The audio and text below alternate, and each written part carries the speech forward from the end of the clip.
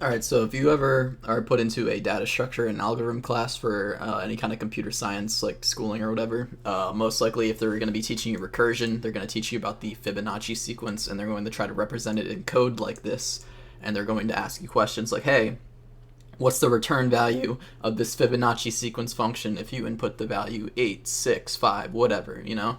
For example, these questions saying, hey, you have this Fibonacci sequence function. What's the return value if you do 4 or 8 or 2? So I'm going to explain to you how to answer these correctly and have it not be super confusing, because it does get really confusing if you just look at it and you don't actually write it down or visualize it. So essentially, the way that this works is, let's say you were answering this question: what's the input value if you had 2, or what's the return value if you had 2? So if you have it's saying right here, okay, we're going to do this function Fibonacci, and then we're going to take the input value of 2 right here, and it's going to say, all right, is 2 equal to 0? 2 is not equal to 0, therefore nothing happens here. Is 2 equal to 1? No, okay, so nothing happens here. So the only thing that happens if it's 2 is this happens. It's saying, all right, I want you to do the same thing that you just did, but with 2 minus 1, and then the same thing that you just did with 2 minus 2. And then eventually, when the value gets low enough of what your input is for this term index, it's going to hit what is called a base case. A base case is essentially just the case that will happen in the recursion algorithm, like eventually, like it has to happen. Otherwise, it's just a never-ending sequence of just recursion. It has to happen so it can stop. It's kind of like in a while loop, when you have like while this isn't true, then do this. Eventually, it has to stop, or that's kind of the idea. So let's say you had the input value of 2 right here, and it's saying, all right, 2 is not equal to 0, 2 is not equal to 1. All right, so now we're going to do this 2 minus 1. So this pretty much going to do this function again, but with the input value of 1. So I'm going to split this into 2 different sides like a tree, and each one of these sides is going to represent the algorithm, or sorry, the function happening again. So if your input was 2, now it's going to be minus 1, so the input is 1 now. So it's like, all right, is 1 equal to 0? No. Right. All right, is 1 equal to 1? Yes. Okay, in that case, you're going to return 1. So now we have 1 here. And remember, at the very end here, it's saying we're going to do this plus this. So I'm going to put a plus sign here. And now it's saying, all right, so with the input value of 2 minus 2, that's 0. You're going to do the function with 0. So is 0 equal to 0? Yeah, it is. All right, so return 0. So boom. And now that's your answer. It's just 1 plus 0 equals 1. So as you can see, what is the return value if you have 2? And if I enter 1, it's going to say it's correct. Perfect. All right, now let's do that again, but let's do it with an even larger number. So let me just use the paint bucket here because I'm lazy. All right, so let's say you had the value of 4, like this question is asking.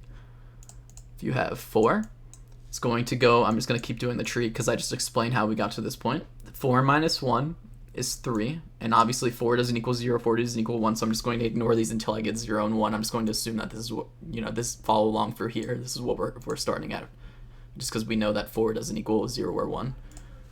So if you have 3, it's going to break down again, because now sorry, if you have 4, it's going to be 3 and 2, okay? This 3, we're going to start with this 3 side. If you do a 3, 3 minus 1 is 2. 3 minus 2 is 1. See, we have a 1 here now.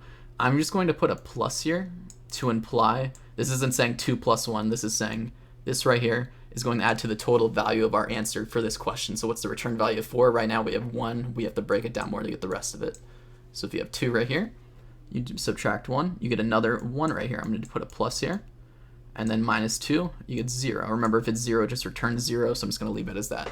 So from this side, this 3 right here, we got a plus 1 and a plus 1, so that's 2. And then we have 1 more right here, and that's going to be minus 1, so it's another 1, another plus. And then a 0, because 2 minus 2 is 0. So now, from the total of these things, we receive this output and this output, so it's plus 1, plus 1, plus 1, which is 3. Get your 3, check, that is correct.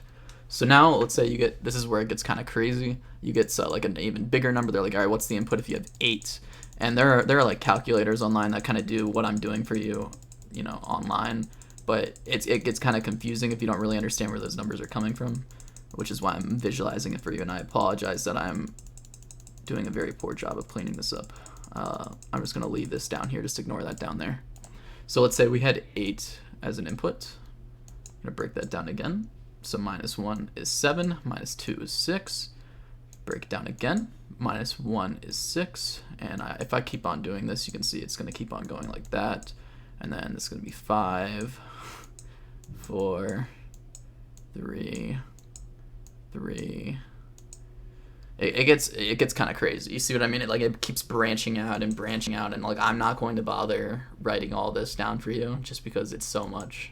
But you get the idea. It keeps on breaking down, and eventually you end up with the base cases of just 0 and 1s, and those only realistically happen when you have like a 2, for example, because remember there's 2 minus 2 is 0. That's how you get the 0, and 2 minus 1 is 1, which is how you get the plus 1. So eventually, once these like bigger ones break down into 2s, it's going to be a plus 1, and that's going to add to the total value of your answer. So even what you can see, even with an 8, like, which isn't even that high of an input, it's still crazy. Like, the answer's 21. Like, that means we had 21 cases of plus 1s here in this tree, which is crazy. But yeah, that's essentially how the Fibonacci sequence works. If you're given it in code like this, that's essentially how you would solve it and how it kind of works out. And yeah.